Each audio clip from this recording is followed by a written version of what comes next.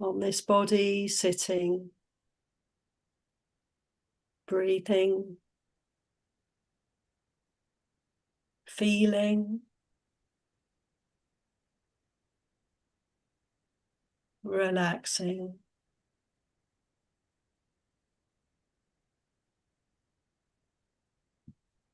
It's very helpful to pay attention to the posture.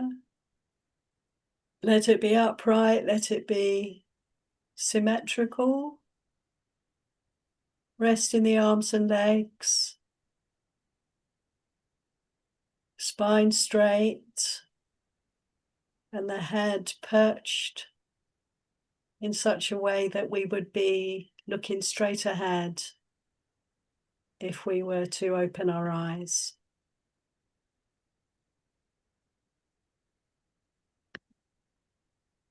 And bringing the attention around the body breathing. See what presents itself. Sometimes helpful to take 1 or 2 deep breaths to come home to this body, to begin to relax. And feel what we feel.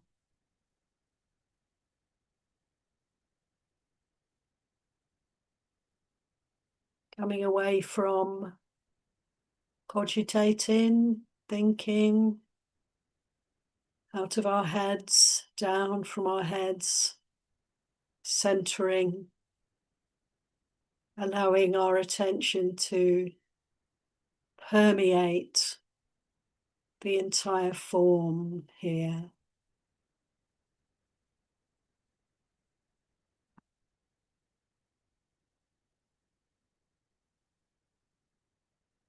Coming back to the simplicity of this moment, the felt sense. Could be the weight of the body, maybe warm, hot or cold.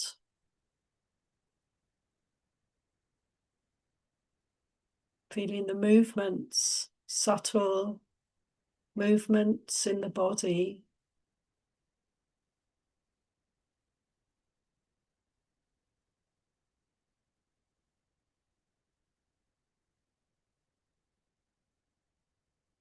And it's so helpful to have a degree of attention for the breath. Such a helpful object of meditation. This beautiful rhythm and flow. Some benefit from honing in on a particular part of the body, breathing, focusing the attention to a point or a small area somewhere. And for others, it may be helpful to just extend the attention throughout the body breathing. Feel the whole body, or the whole body of the breath. This rhythm of the breathing is a wonderful anchor for the mind, however we attend to it. Go with the flow. Just like a woodsman sawing a piece of wood, focusing intently on the point of contact between the saw and the wood, so we can attend to the breath in the same way. flow with the breath. Follow it. In-breath, the out-breath, and the pauses.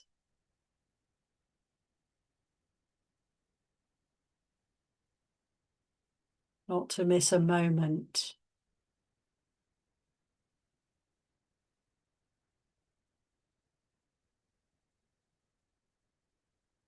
And so we start to arrive and settle and relax these bodies, these minds.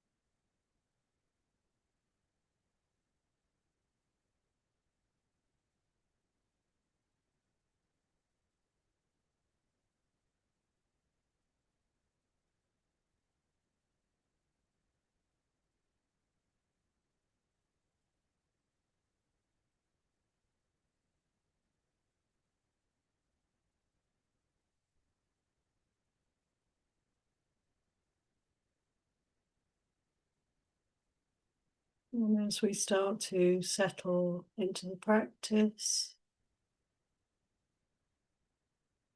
we get a sense of how it is here.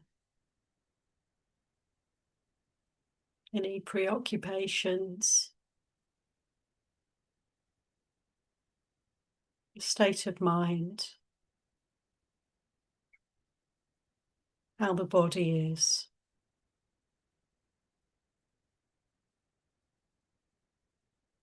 And depending on the situation here, we can be guided as to how we pay attention.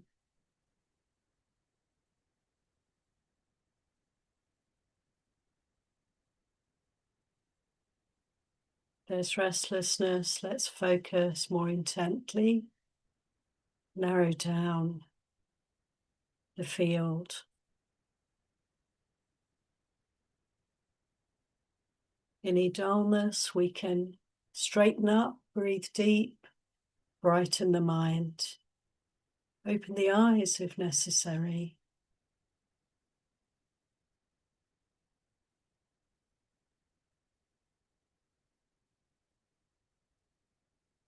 If the mind is obsessed with this or that, wanting or not wanting, or going round in circles, let's come back to the body. Breathe deep, feel the breath. Anchor the attention here.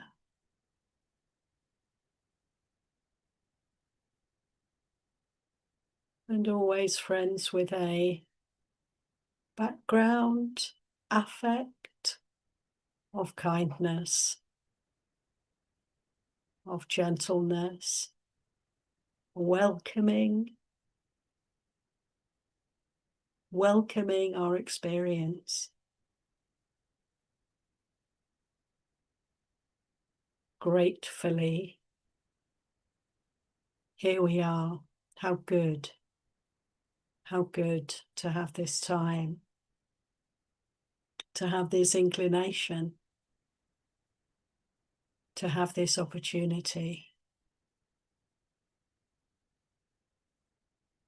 And so with a mind that's brightened with gratitude and kindness, loving kindness, we can apply ourselves to the practice.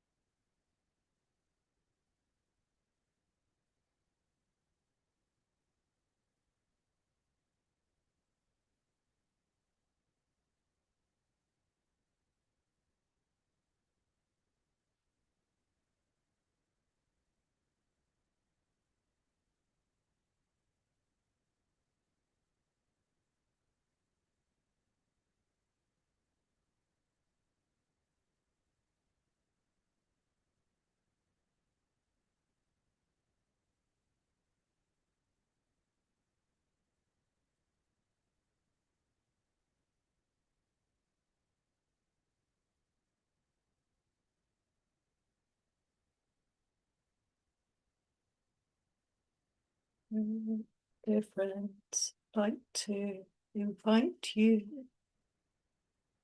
to gently open the eyes, have a stretch if that's suitable for you. Come back into the space, the shared space here.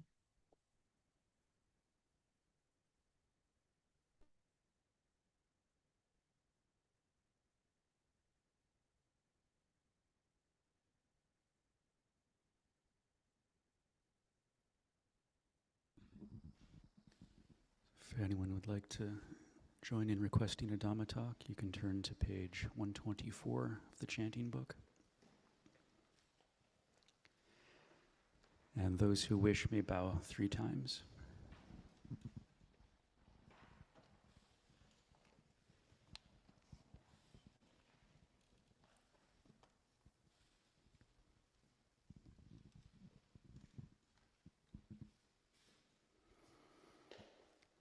Brahma Chaloka Dipati Sahampati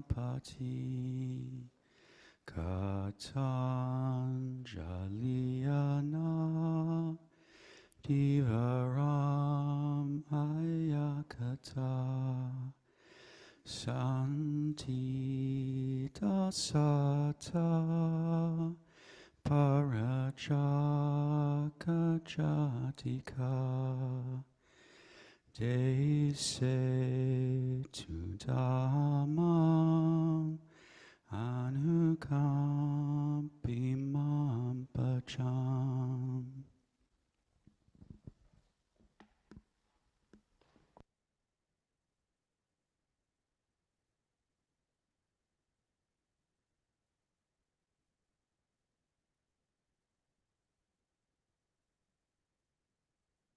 Muertasa bhagavato arahato samma sambuddhassa. Namo tassa bhagavato arahato samma sambuddhassa. Namo tassa bhagavato arahato samma sambuddhassa. Buddhang dhammang sangha namasami.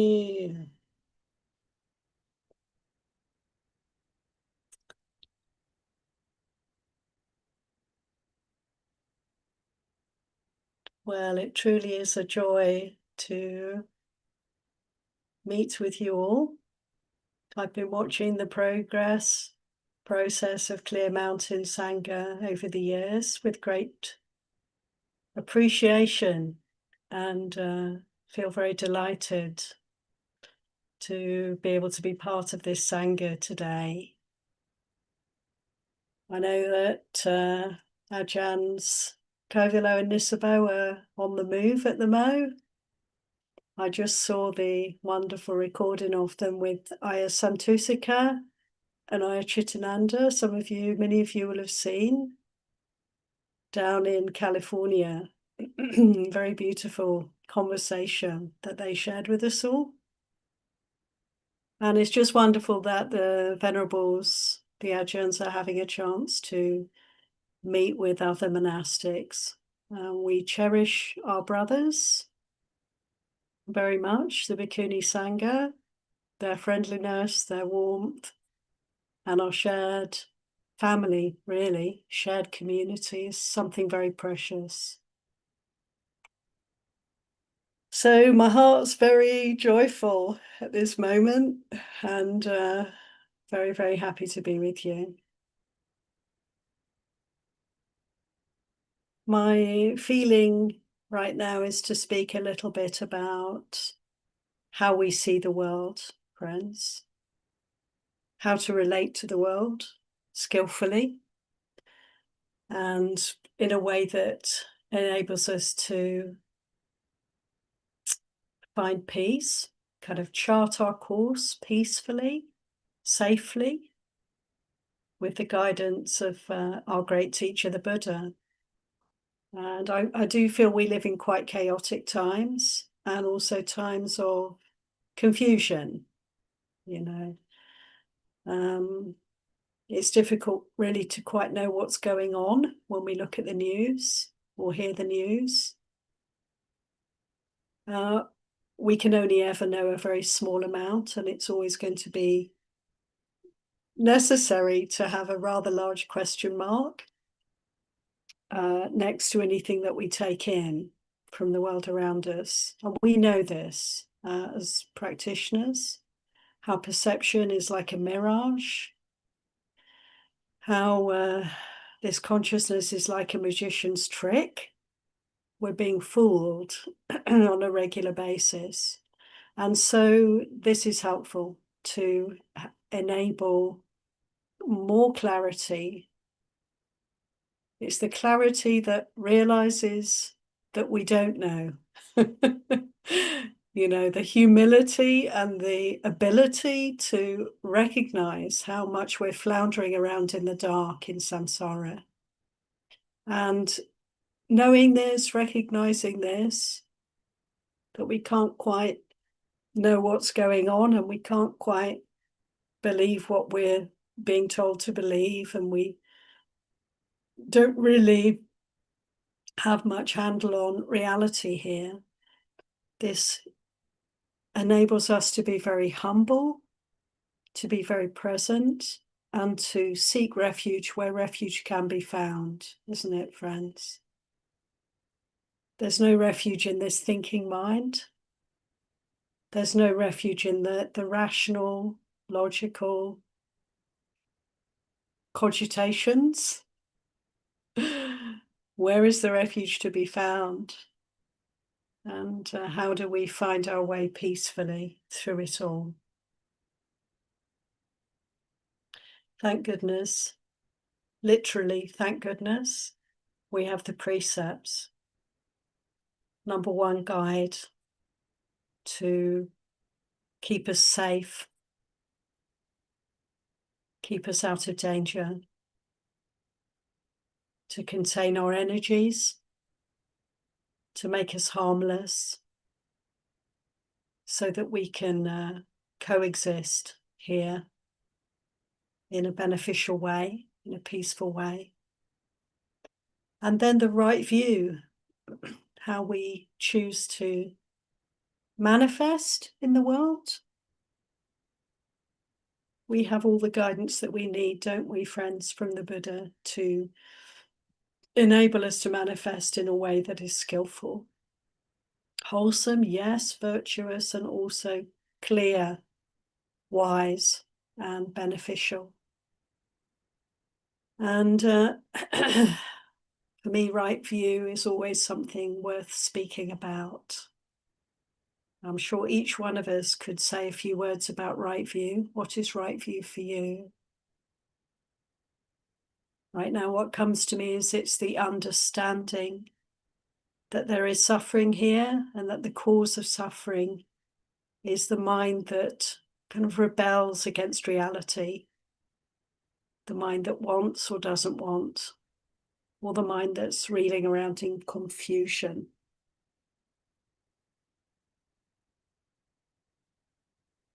When we follow our conditioning, we're often compelled really to see the world in ways that are deluded. I like to think of the vipallasa, you know, these four aspects of delusion, the tinted lenses or the distorted lenses through which we see the world. We do have a tendency to see permanence where there's only change, to see self where there is no self, isn't it? To see pleasant where there's only suffering, and to see beauty where there's actually not beauty. And we can flip that around, can't we, and say, well, there are these characteristics of reality that are true, and reliable, and that provide us with a suitable way of seeing, a clear way of seeing the world. And I think perhaps I'll focus on this. Anicca anatta dukkha, this way of viewing the world and this one, how we interact, how we relate to the world, and how we manifest in the world. And the invitation, of course, from the Buddha is to see the world clearly as impermanent. See all things as changing, as transient, fleeting, when we can appreciate this. And I find that meditation is the way to really develop this awareness of change. Isn't it? When we're sitting meditating, we're actually observing constant change. Nothing lasts. If we're willing to sit steadily through the feelings, the thoughts, perceptions, coming and going, that's what they're doing. They're coming and going. And so this anicca sanya begins to be the lens through which we see the world. And how freeing is that? So much of our suffering comes from a sense of stuckness, I find. Is it the feeling that this will last forever? There's no way out of this. This must be permanent. The dark tunnel with no light at the end. But when we develop anicca sanya, we can relax because we know this is going to change. Nothing stays the same. And we develop the patience through our practice to observe the arisings, the lasting for some time, and then the passings away. And so it is with all things. So this way of seeing the world is to our great advantage, helps us to chart our course, helps the heart to stay peaceful, because when we're steeped in suffering, we can remember this too will change. And when we're overwhelmed with delights, caught up in sense pleasures, we can recognize, yes, well, even within this, there's an inevitable shift coming. And we can maintain, friends, our equanimity then, our even-heartedness, our peacefulness. And the other great delusion, of course, is that sense of self that creeps in, or is really the ocean that we're swimming in. The self-referencing, the small mind that hones in here and makes much of this, mind and body. And the sense of permanence is what gives the sense of self. As we develop anicca sanya, we can start to let go of that sense of self, because we see that there's nothing I can hold on to and make mine. These ways of seeing the world, these characteristics of reality help each other, don't they? So when I'm caught up with a sense of me and mine, my problems, my life, my history, my worries, my concerns, my world, then we can take this as an opportunity to come back to anicca sanya and see how this too arises and passes. This too has a life, but like all things, it's born, it lives for a while, and then it dies. And so the Buddha pointed out that we could say that this is dukkha, this reality of constant change, because we can't hold on to anything at all. We're losing everything, every moment. It's not ideal, perhaps. It's unsatisfactory. There is suffering here. But isn't it the case that when we open our hearts to this characteristic of samsara, there is suffering? It's not perfect. It can never be perfect. It's fundamentally flawed, broken. When we open our hearts to this aspect of reality, isn't it extraordinary how there's a kind of opening for true happiness to steal in, to percolate through, because we're then living in Dhamma. We're aligning ourselves with the tree. We're opening to reality, and there's something so very delightful and joyful and peaceful about this recognition. Anicca, anatta, dukkha. That's how it is, yes.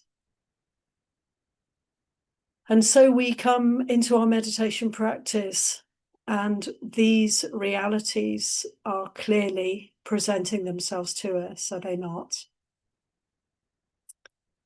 And so slowly but surely we get to dismantle the constructs. We get to ease away from, to slowly relinquish, to extricate ourselves from this sense of me and mine that is so painful for us. Isn't everything that we own going to be lost? But if we can relinquish that ownership here and now, how free we can be, how light.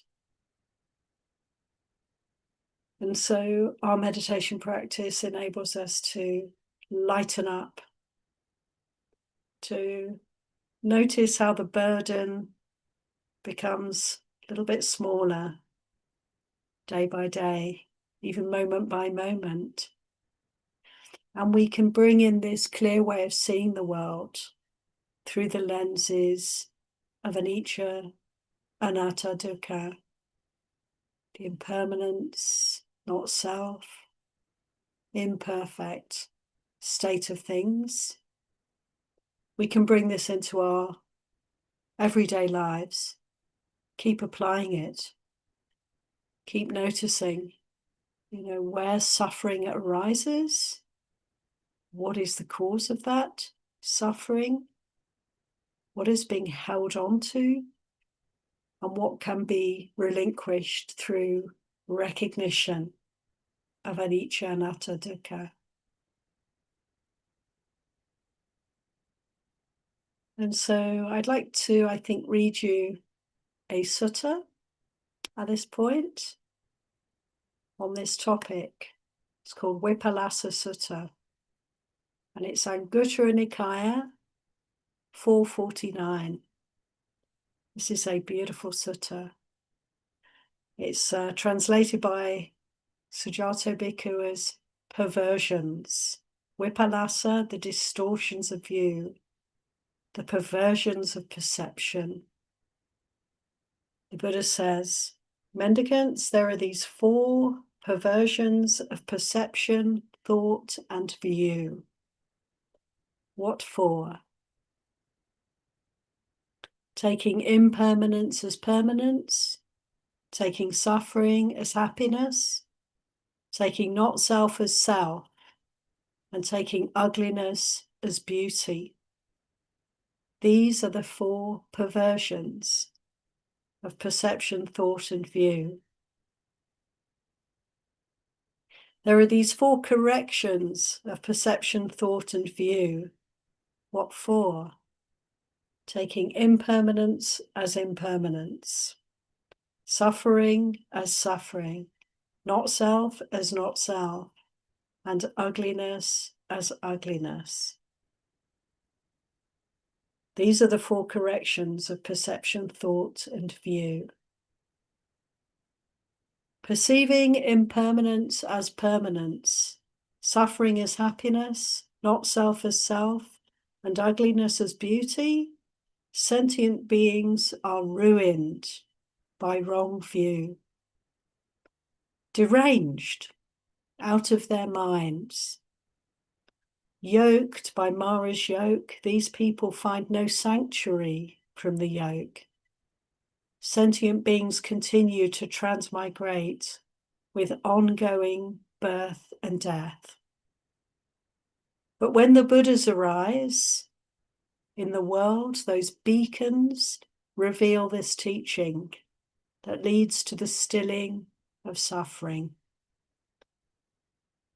When a wise person hears them, they get their mind back, seeing impermanence as impermanence, suffering as suffering, not self as not self, and ugliness as ugliness.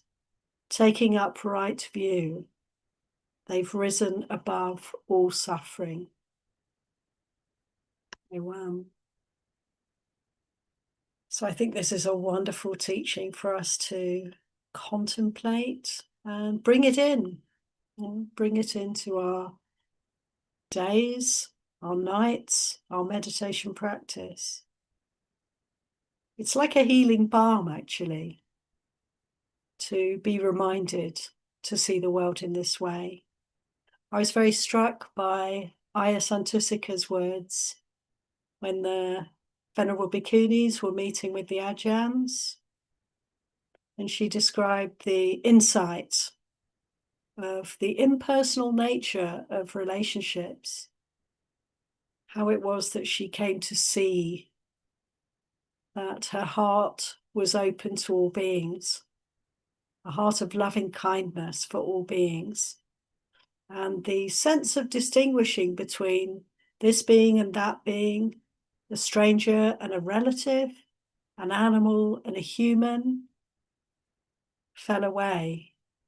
And this is something we can aspire to, friends, to let go of the sense of self, is to let go of the small world that we're conditioned to inhabit. And community is very helpful for this, no?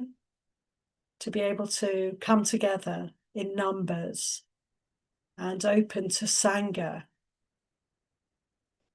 gives us an opportunity to widen and broaden our view and to let go of the small self.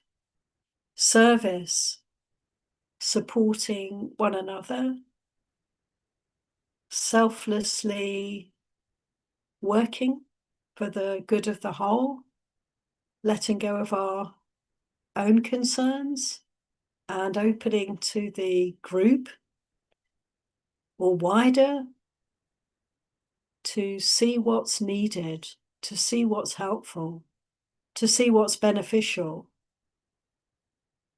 to open to the bigger picture. This is the call, really. This is the invitation.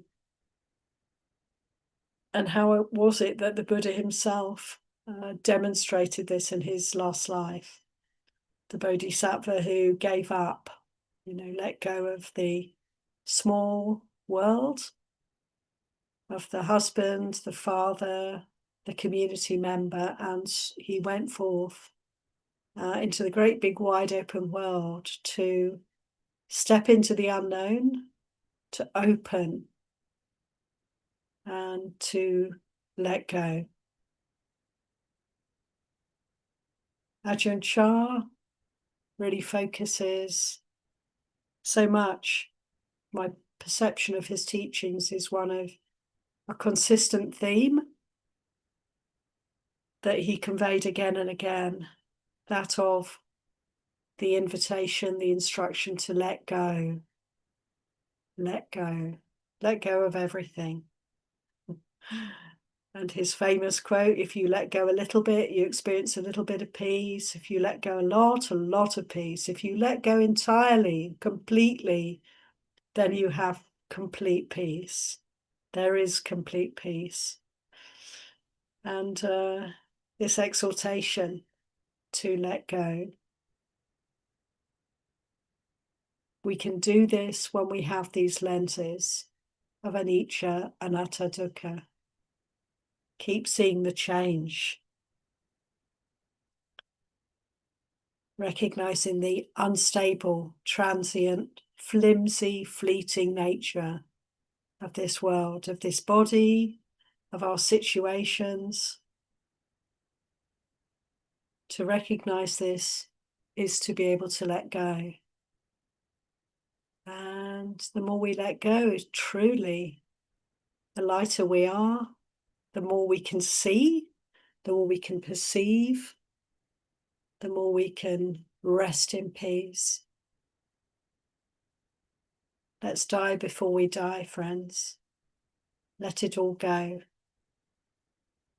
And anything that helps us with this, for some people it can be the lens of anicca, predominantly, seeing the change.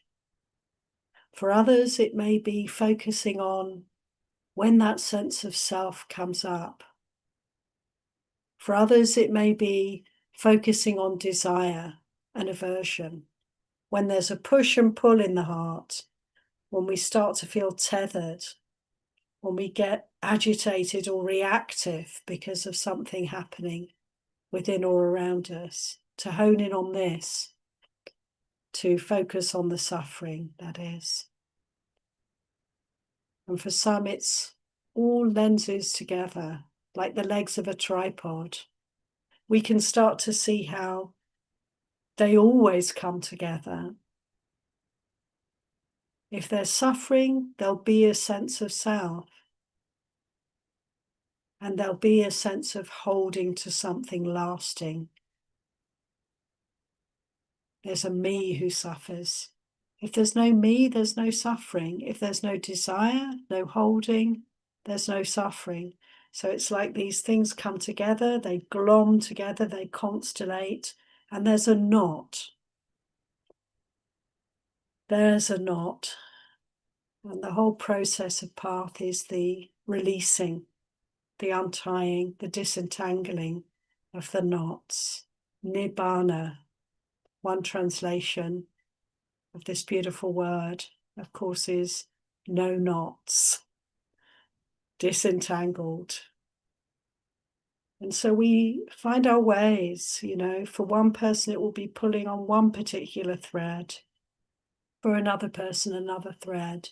But let's bear in mind, anicca, anatta, dukkha, right view, the clear seeing.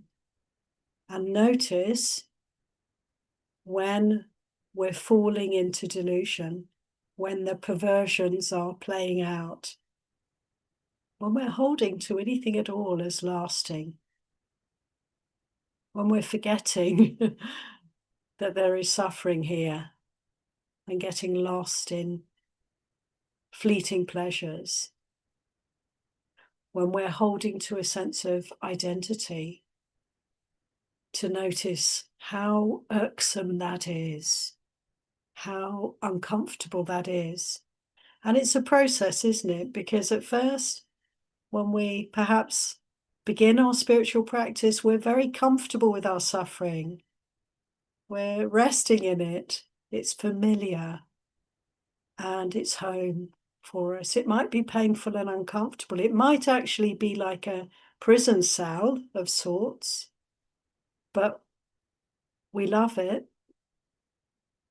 And so we train ourselves, don't we, friends, to incline our hearts towards greater happiness and greater happiness. And it's a learning process. It's like the peace is an acquired taste. Happiness is unfamiliar for many of us. We're not quite comfortable with it. Lightness can feel very frightening for us. And so it is that we go step by step and slowly disincline towards dukkha and incline our hearts towards freedom. I want to wish you all a very smooth and joyful journey, opening to the clear seeing that gives peace, that unties the knots, that leads to nibbana. Erewhon.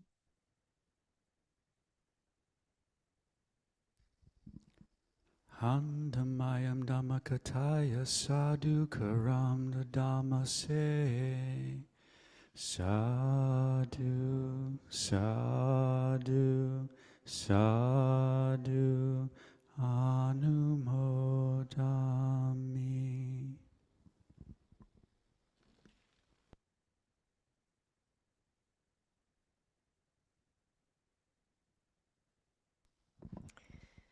Thank you so much for the beautiful teachings, Aya. If you're up for it, we will now have a time of questions and answers. Both people in person can ask questions and those joining on Zoom.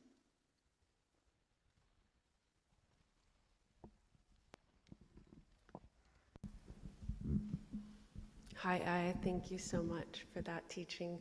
I had a question about seeing ugliness as ugliness and how to work with that. Yeah, thank you very much.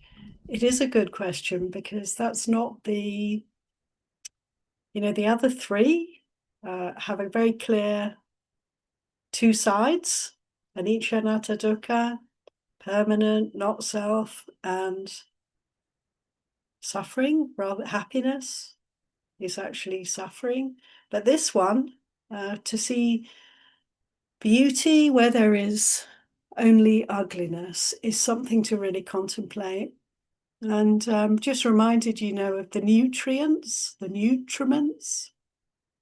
That's what comes to my mind, Vandana, in relation to this, that, for instance, the Buddha said food, which we generally see as pleasant, at least when we're hungry, enticing, delicious, attractive, not ugly, not foul.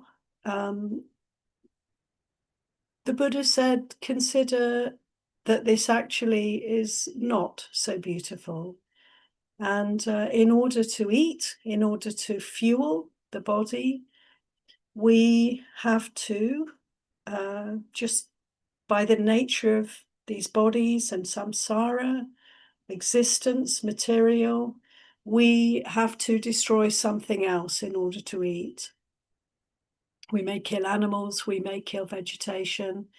The Buddha said, relate to food as like dead son's flesh, something dear to you that has to die in order for us to be nourished. And this is an incredible reality check for us because it's not at all how we're conditioned to see food. And the relishing of food is part of nature's way that we incline towards eating and keeping the body alive. But we can see that what appears to be beautiful when we contemplate this more deeply is actually quite ugly. Also, we can consider what happens to food as we digest it. What it turns into is very unpleasant for us, very unattractive to us.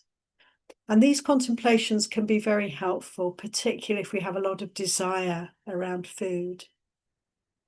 The other nutriments the Buddha talks about are like contact for the mind, consciousness itself. And in the same way, we relate to these things with delight through our conditioning. But when we look clearly and contemplate deeply, we can see that these too are painful and unattractive. The Buddha said consciousness is like being hit by spears. The impingement is like a kind of torture for us. We don't necessarily experience this. We don't experience feelings as like a flayed cow that's being feasted upon by insects, another simile the Buddha gives us. We don't experience feelings in that way all the time, but he's really telling us from the perspective of one who knows that all of this experience is like a bombardment for us that is not attractive, that is not pleasant, that is not in our interests.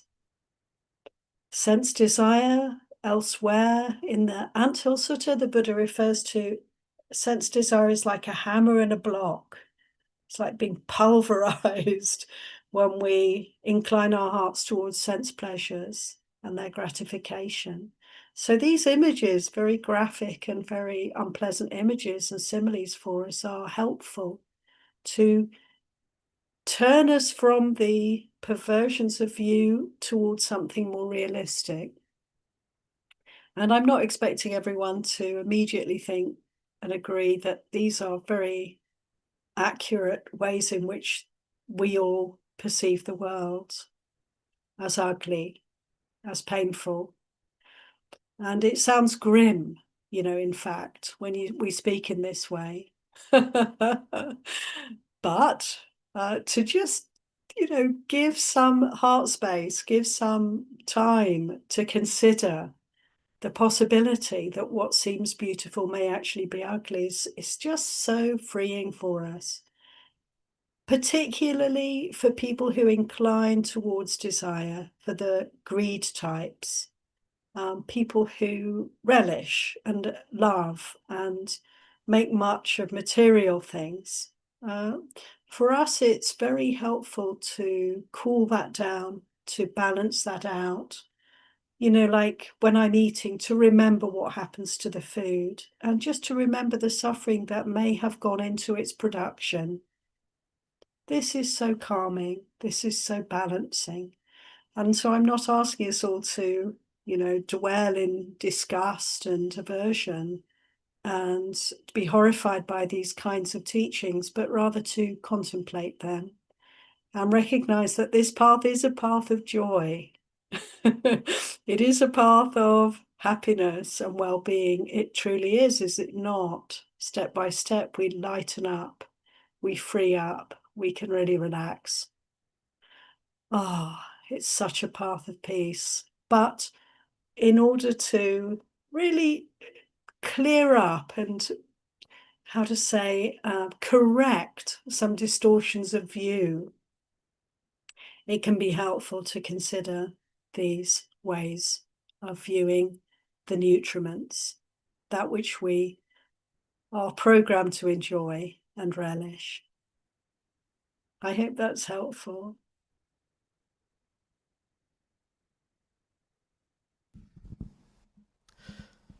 So whenever I think of no self, well, sometimes there's a sense of peace, but sometimes there's this sense of fear attached to it too. And I think if I were to kind of reflect on it, there's this sense of attaching consciousness to it, and a fear that no self means end of consciousness. And then I wonder, is consciousness permanent? I don't know if you have any words of advice on that. Thank you. That's a really beautiful and profound question. Of course, yes, consciousness is not permanent in the way that we experience it. And this is something quite difficult to get our heads around because getting your head around something requires consciousness. So this is beyond our ability to comprehend, This can only be experienced. And how do we experience the letting go of consciousness? Well, it's a process, this path, as I said earlier, step by step, we let go a little bit more, a little bit more, a little bit more. And the letting go of consciousness is a very, comes along quite far along the path. Because first, there's so much else that's binding us. There's so much else that's distorting our view, that's burdening us, that's making us unhappy. There's so many fetters, we're like a prisoner in a way, in a cell somewhere with chains around our limbs and a great big heavy ball to drag around with us. This is the state of things for us in actuality as we begin to practice as regular people. And slowly we start to notice as we develop our practice where we're caught up where we're tethered, what heavy loads we're carrying, and we slowly can begin to relinquish and step forward. And as you point out, friend, it can be fearful to step into the unknown. That is the process, isn't it, though, for us? When we let go, we're not getting something, we're relinquishing. And so it sort of leaves more of a sense of space, emptiness, the sense of identity as we let go of that. It's like, well, who am I then? What is there then? Where's my direction? We can be floundering for a while as we let go of this and let go of that. There can be a sense of the unbearable lightness of being. It's not familiar, that's all. But if we're willing to be with the fear and just keep breathing and just stay present, then we can adapt and get used to a lighter way of being. And so it goes on.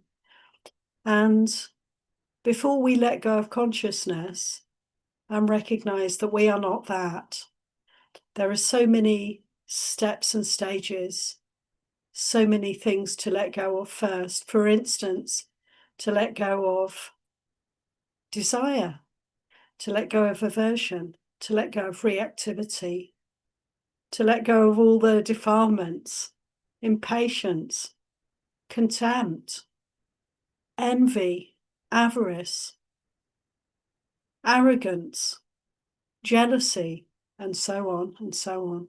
And there's no way in which we can order these things, right? It's just meeting what comes up. So in our practice, we are always going to be given, honestly, the Dhamma is so amazing. This path of practice is so amazing. We're always going to meet the next obstacle. It will present itself to us if we stay steady, stay present, stay mindful. Just precisely what needs to be seen will be seen. Just exactly what's holding us back will be revealing itself. We'll notice the fetters as we start to move and free ourselves up. We'll notice the next thing that's obstructing us from freedom. And that's what we want to deal with. So not to seek to let go of consciousness, not to seek. We may read about different attainments in the Pali Canon, the jhana. We may learn about the attainments on the spiritual path, the 4 stages, leading us towards complete liberation, the Arahant. And we can contemplate all of these teachings, and it's very inspiring to do so. But we don't need to try and compare ourselves or fit ourselves into these various stages and states. Not at all. Just be present, and the path will unfold naturally, step by step. And we just meet the next challenge. And we can be sure that we're all moving in the same direction, friends, but we all have different karmic predicaments, different places where we're stuck, and we have to find our own ways to extricate ourselves. So I really hope that makes sense.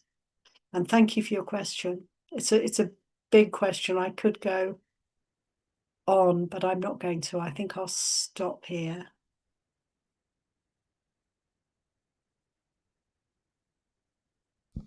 Thank you for your talk. You started by saying that we tend to see permanence where there's impermanence. We tend to see separation where there's not separation, and I agree with that. And so I pondered that. Why is that? And an answer that came to me is that we do that to help with our survival. It seems like there are times, let's say, if I am 5 aggregates, for the survival of the five aggregates. It's like there needs to be a view of separation at times and a view of permanence. And yet at the same time, it helps to see impermanence. Like if I'm experiencing sadness, if I view it as permanent, then I lose hope. But if I view it as impermanent, it gives me hope. And when you talk about viewing nutrients as ugly, it's like I need to see it as beautiful, because if I see it as ugly, I may not want to ingest it. So it seems like both views can be helpful. Beautiful. Yeah, thank you for that. Very balancing comment, because it really is a balancing act, isn't it, friend? And we need to know for ourselves, how to place ourselves in this field for the benefit, for the path to unfold in a good way. And, if honestly, the truth is that there is nothing to hold on to, and we don't need to support the aggregates. We don't need to eat. We don't need to take in contact. But we are compelled to do these things, and we can find our way to see what serves us best, depending on to what degree we're compelled. A lot of monastics, are inclined towards wisdom, towards aversion. They're more aversive types. Generally speaking, the Buddha said, those who are more inclined towards aversion, this is as opposed to desire and wanting and relishing and delighting in samsara. Those who incline towards aversion are wiser, and they are seeing more clearly. But if one has an inclination to aversion as a way of seeing the world, it is not necessarily so helpful to contemplate the ugliness of things. Indeed, the Buddha said, the balance for the aversive type is to develop loving kindness, to soften the heart, to open the heart, to incline towards the divine abidings. This is a balancing, a skillful way, a skillful kind of remedy to bring in to find the right way to proceed.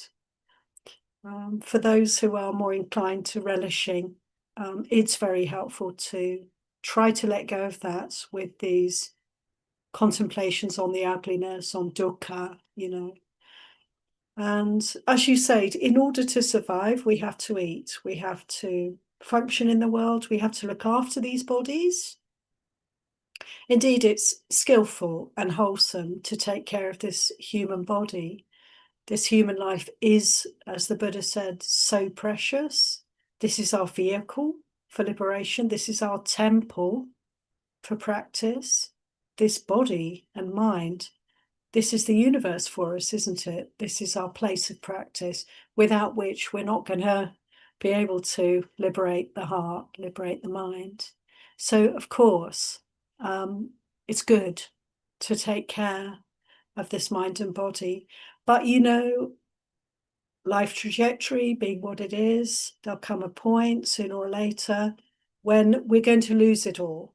This body and mind is going, it's on death row. And it's good to recognize that also.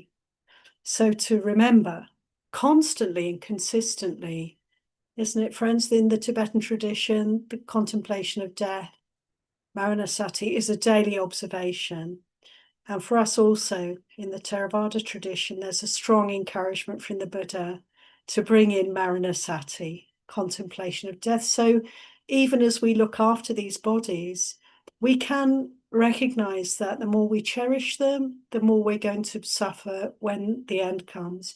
Can we rather, again, find the balance, take care, honor, respect, love these bodies and minds, serve them so that they can practice for liberation, And at the same time, recognize that, like with King Pasenadi, the Buddha said to him, imagine there's a mountain hurtling towards you from the south, a mountain hurtling towards you from the north, and two coming in from the east and west. You know, what would you do knowing that? So to bear in mind consistently that we're on death row, that death is hurtling towards us. And so it behooves us to behave with an attitude of letting go. How do I make the most of this moment? And what's the answer that King Pasenadi gave? It's so beautiful. He said, well, if that were the case, if there are these four mountains hurtling towards me, i.e., you know, the end is nigh, then I would make merit. I would be generous. I would give, because that I could do in the short time I have left. So friends, getting the right balance between letting go of this mind and body and taking care of it is for all of us, you know, the work that we're all doing. And I really appreciate you pointing this out, because each one of us has to find out, has to discern, and it's always changing also. But where are we standing? What are we, which way are we veering? Are we holding on? Are we letting go? What do we need at this point to incline us towards this path of practice? And it's different things at different times. But let's remember Maranasati, because remembering imminent death is a wonderful way to focus the mind and heart on practice, and to know it tells us what is the best use of our time right now. This sense of urgency, it gives us a sharpness and a clarity. Thank you, friend. Thank you so much for your wise words, Aya. Can we offer 3 sparkly Clear Mountain sadhus? Sadhu, sadhu, sadhu. So again, thank you so much, Aya. Where can we find your teachings and offer support? That's so kind of you to ask. You can see, I think, on my screen that there's a website, and that's where you can find my teachings. I also have a YouTube channel, which you can access through the website. And it gives me great joy to offer the Dhamma. So I hope that these teachings can be helpful for anyone who's interested to have a look. Sadhu, thank you. And we will, can someone read the chanting request?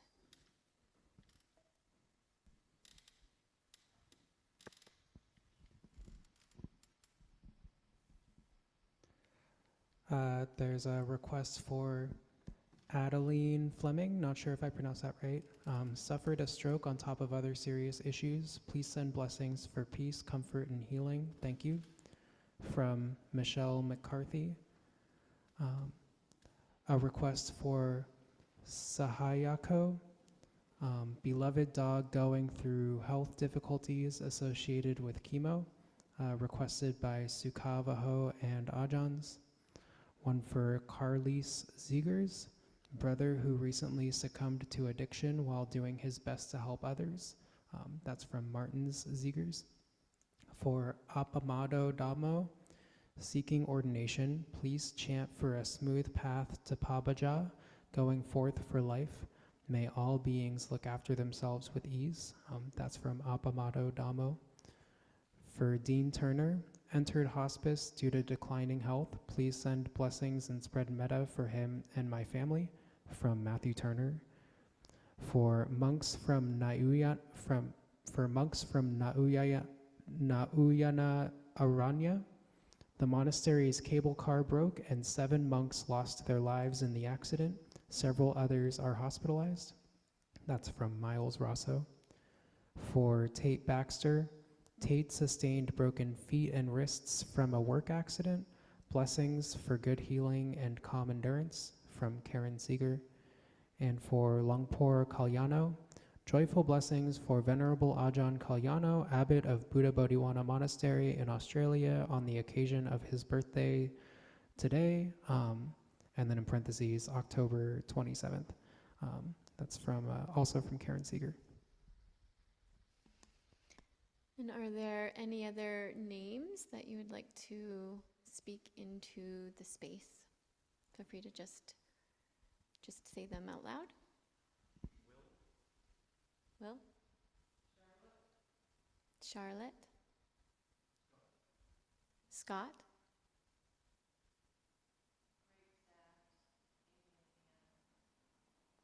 Greg's dad, Amy and Anne.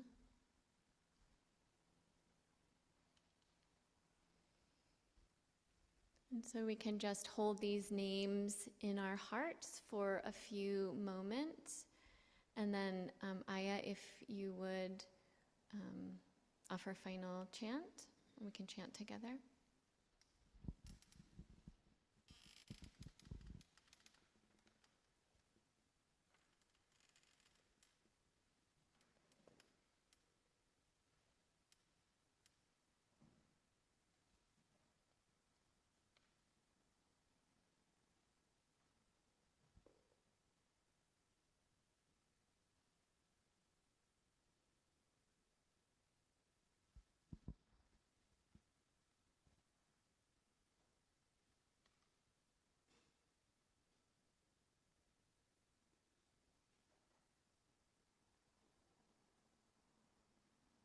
So friends, let's chant the verses of sharing and aspiration on page 33 in the chanting books. We'll do the chant in English, dedicating all the blessings of our practice for all those good people and beings.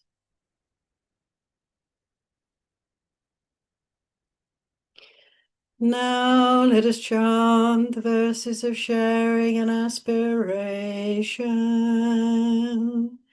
Through the goodness that arises from my practice, may my spiritual teachers and guides of great virtue, my mother, my father, and my relatives, the sun and the moon, and all virtuous leaders of the world, may the highest gods and evil forces, celestial beings, guardian spirits of the earth, and the Lord of death, may those who are friendly, indifferent, or hostile, may all beings receive the blessings of my life.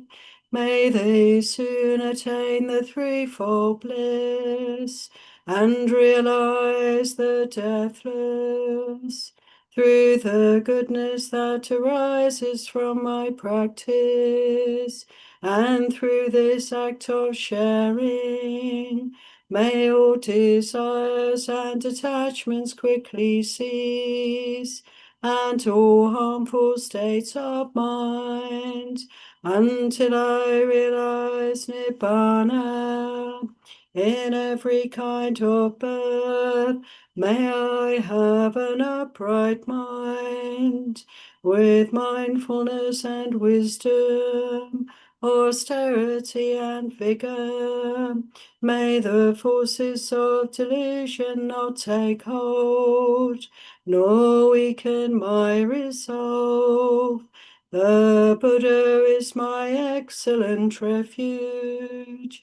Unsurpassed is the protection of the Dhamma. The solitary Buddha is my noble guide. The Sangha is my supreme support through the supreme power of all these. May darkness and delusion be dispelled.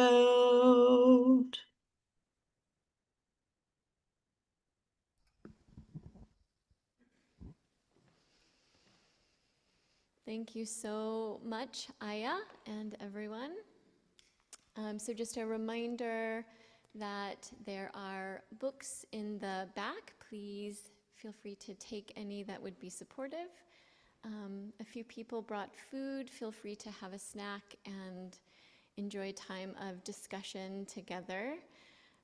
As the Ajahns inspire us to do, if you feel inclined, make the first person you speak with someone you maybe haven't spoken with before, so that we can build this community and connection together. I don't think I'm forgetting anything. We'll clean up at about 11:45. We can wave goodbye to our Zoom friends, and those who would like could bow out, and we'll have a time of connection together. Thank you again so much, Aya, for joining us today. Sadhu.